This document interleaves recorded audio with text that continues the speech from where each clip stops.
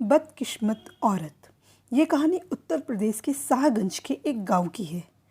रीना की शादी को अभी कुछ दिन हुए थे। सारे मेहमान धीरे धीरे जाना शुरू हो गए थे। जब तक मेहमान थे तब तक तो सब कुछ ठीक चलता रहा, पर जब सारे मेहमान चले गए तब एक दिन रीना अपने पति के साथ छत पर बैठी थी और तभी उसकी सास आ गई और कहने लगी, बहू, यह तुम्हारा ससुराल है। यहाँ पति के साथ सबके सामने हमारे यहाँ कोई नहीं बैठता। रीना को बड़ा अजीब लगा कि अपने पति के साथ ही तो बैठी थी। उसे लगा उसने कोई जुर्म कर दिया। अब तो रोज़ सास का टोकना शुरू हो चुका था। अपनी तरफ से रीना कोई शिकायत का मौका नहीं देती थी। फिर भी उसकी सास कभी रीना को पल्ला ठीक करने के लिए कहती थी तो कभी रीना चार औरतों के बीच में आके बैठ जाती तो उसकी सास उसे घूरने लग जाती थी और तब तक घूरती जब तक रीना वहाँ से उठकर किचन में ना चली जाती थी। रीना का कोई भी काम उसकी सास को पसंद नहीं आ रहा था। रीना कितना भी अच्छा कर ले लेकिन सास कोई ना कोई कमी निकाल लेती ही थी। हद तो तब हो गई जब सास रीना के आने जाने पर भी टोक लगाने लगी। इधर मत खड़े हो, उधर मत खड़े हो, कोई देख लेगा तो क्या बोलेगा। रीना के पति महेश के एक दोस्त की शादी थी और महेश को जाना था। रीना ने सोचा शायद उसे भी जाना होगा तो उसने भी एक साड़ी पसंद कर ली पहन के जाने के लिए। पर सास ने कहा, बहू, हमारे यहाँ औरतें शादियों में तो नहीं जाती। रीना बेबस हो गई। क्या कहती जब पति ही रीना का साथ नहीं देता था तो। रीना सोचने लगी कि कैसा ससुराल है, यहाँ इतनी पाबंदी क्यों है, सब कुछ अजीब क्यों है। यहाँ अपने से बड़ा कोई भी दिख जाए तो सास सर के पल्ले को आगे मुंह तक सरका देती थी। रीना को कहीं जाने नहीं दिया जाता था। उसकी सास बहू हर समय काम करने के लिए किचन में ही रखती थी। ऐसा लगता वो इंसान नहीं बैल का कोल्हू हो, बस खटती रहे। रीना सोचती ऐसा हमारे यहाँ तो नहीं होता। सब काम के साथ हंसी मजाक भी करते थे, सब बड़ों के साथ भी बैठते थे और अपने पत्नियों के साथ भी रहते थे। पर यहाँ तो कुछ और ही है। कोई छोटा भी हो बड़ों के सामने बैठता ही नहीं है। हंसी मजाक की बात तो दूर है, महेश भी अपनी माँ के सामने रीना के पास कम बैठता था, उससे बात भी कम करता। रीना जितना पूछती बस उतना ही जवाब दे देता था। दिन बीतते गए।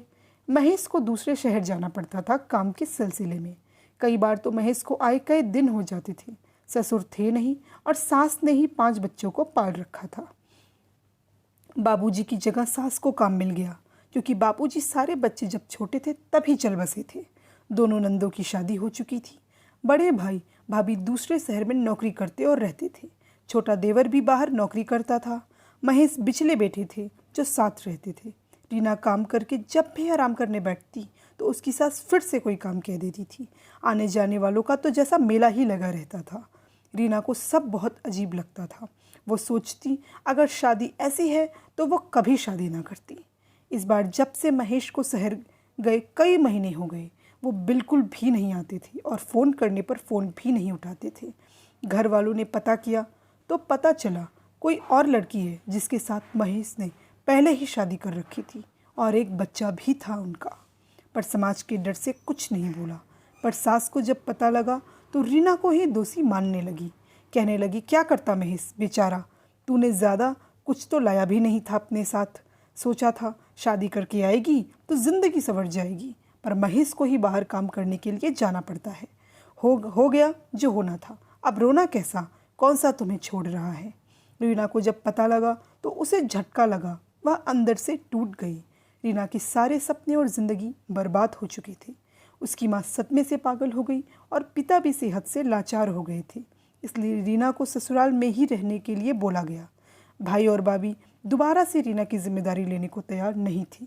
सब ने अपना पल्ला झाड़ लिया और रीना सोच रही थी कि आज क्या मेरा मायके जाने पर भी रोक लग गई।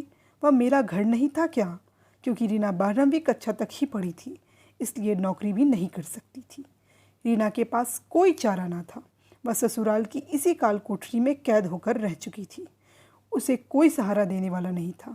आज शादी के कई साल हो गए, पर रीना की जिंदगी खाली पन्नों की एक बंद किताब की तरह रह चुकी थी। लोगों की डर की वजह से वो मायके भी नहीं जा पाती थी।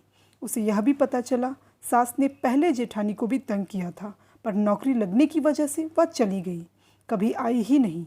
रीना खुद को बहुत लाचार महसूस और सोचती थी कि अगर उसके माँ बाप ने उसको पढ़ाया होता तो वो भी आज अपनी मर्जी की ज़िंदगी जी रही होती।